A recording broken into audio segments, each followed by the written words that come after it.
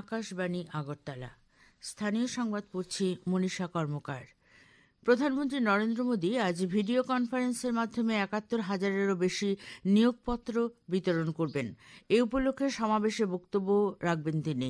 এ উপলক্ষে সারা দেশে ৪৫টি স্থানে রোজগার মেলা অনুষ্ঠিত হবে। ত্রিপুরায় এই রোজগার মেলা হবে শালবাগানের বিএসএফ সদর দপ্তরে।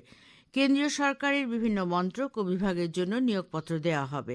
কর্মসংস্থান সৃষ্টিকে সর্বোচ্চ অগ্রাধিকার দেওয়ার জন্য প্রধানমন্ত্রীর প্রতিশ্রুতি পূরণের পথে এই রোজগার মেলা তরুণদের দেশ গঠন এবং আত্মক্ষমতায়নে অংশগ্রহণের জন্য সুযোগ প্রদান করবে।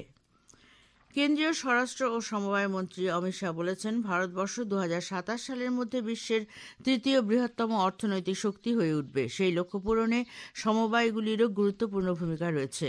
শ্রী শাহ গতকাল আগরতলার রবীন্দ্র শতবার্ষিকী ভবনে সমবায় দপ্তর আয়োজিত সমবায় সম্মেলনে ভাষণ দিচ্ছিলেন। সম্মেলনে তিনি রাজ্যের জন্য বেশ কিছু প্রকল্পের সূচনা করেন। সম্মেলনে অন্যান্যদের মধ্যে উপস্থিত ছিলেন মুখ্যমন্ত্রী অধ্যাপক ডাক্তার মানিক সাহা, সমবায় মন্ত্রী শুক্লাচরণ নোয়াতিয়া, সাংসদ বিপ্লব কুমার দেব সহ অন্যান্যরা।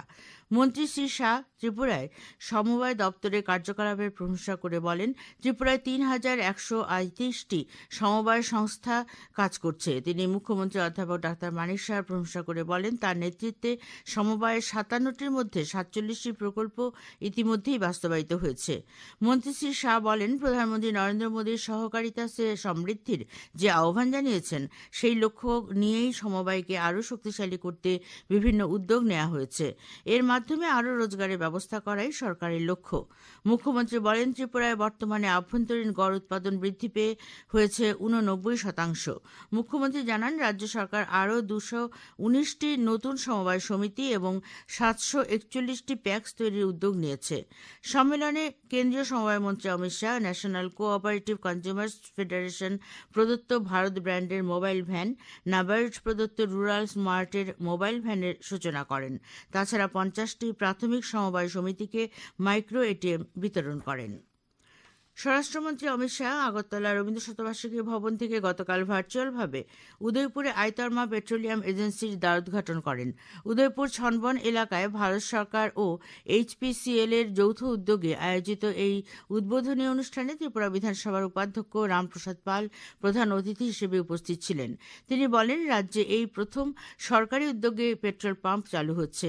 রাজ্যে এরকম ২০টি পেট্রোল পাম্প গড়ে তোলা হবে। প্রধানমন্ত্রী নরেন্দ্র মোদীকে কুয়েত তার সর্বোচ্চ সম্মান অর্ডার অফ মোবারক আল কাবির প্রদান করেছে। বিদেশ মন্ত্রক জানিয়েছে, এর আগে প্রাক্তন মার্কিন প্রেসিডেন্ট বিল ক্লিন্টন ও জর্জ বুশ এবং যুক্তরাজ্যের প্রিন্স চার্লসের মতো বিদেশি নেতাদের এই পুরস্কার দেয়া হয়।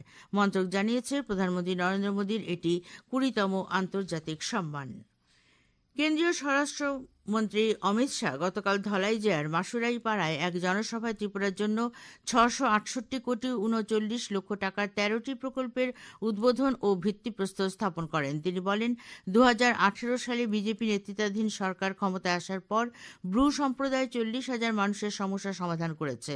তিনি বলেন, রাজ্যের বিভিন্ন জেলার ১১টি গ্রামে ব্রু বাসিন্দাদের বসতি স্থাপন করতে সরকার ৯০০ কোটি টাকা ব্যয় করেছে। কেন্দ্রীয় স্বরাষ্ট্রমন্ত্রী অমিত শাহের সঙ্গে এই কর্মসূচিতে মুখ্যমন্ত্রী অধ্যাপক ডাক্তার মানিক সাহা, সাংসদ বিপ্লব কুমার দেব ও কৃতি দেবী দেববর্মাও উপস্থিত ছিলেন। অনুষ্ঠানে মুখ্যমন্ত্রী অধ্যাপক ডাক্তার মানিক সাহা ব্রু সমস্যার সমাধানে বিশেষ ভূমিকা নেওয়ায় প্রধানমন্ত্রী নরেন্দ্র মোদী ও স্বরাষ্ট্রমন্ত্রী অমিত শাহের প্রতি কৃতজ্ঞতা ও ধন্যবাদ প্রকাশ করেন।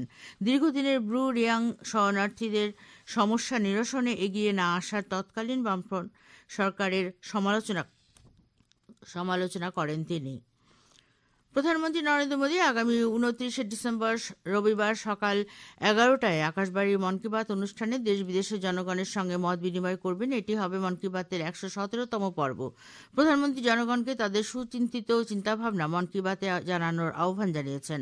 মাই গভ ওপেন ফোরামে এবং নমো অ্যাপে জনগণ তাদের মতামত পাঠাতে পারবেন। এছাড়াও টোল ফ্রি নম্বর 1-800-11-7800 নম্বরে কল করে হিন্দি বা ইংরেজিতে মতামত রেকর্ড করানো যাবে।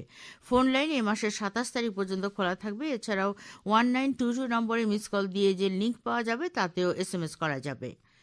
গোপন সূত্রের খবরের ভিত্তিতে গতকাল বিকেলে রেল পুলিশ এবং বিএসএফ যৌথভাবে অভিযান চালিয়ে আগরতলা রেল স্টেশন থেকে 3 জন বাংলাদেশি নাগরিককে গ্রেপ্তার করেছে। এই 3 জন বাংলাদেশ থেকে অবৈধভাবে রাজ্যে প্রবেশ করে ট্রেনে বহিরাজ্যে যাওয়ার সময় তাদের আটক করা হয়।